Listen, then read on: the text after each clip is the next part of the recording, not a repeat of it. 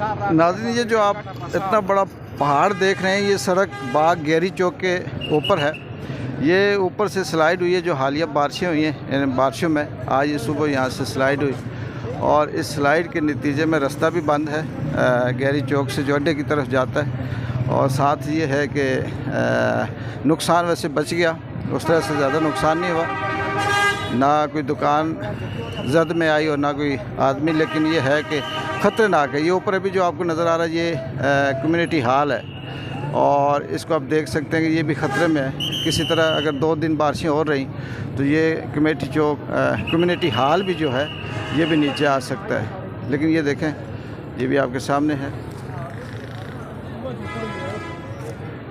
ये पत्थर आपको नज़र आ रहे हैं, ये रास्ता बंद है। और इसके साथ ये जो ऊपर है कम्युनिटी हॉल,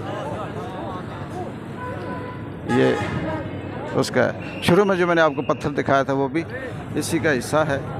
और क्या कह सकते हैं कि इसमें कौन ज़िम्मेदार है कौन नहीं, लेकिन ये आपके नोटिस में लाने के लिए ये बात मैं आपको बताना चाह रहा हूँ कि रात को यहाँ दुकानें भी होती हैं, बंदे भी होते हैं।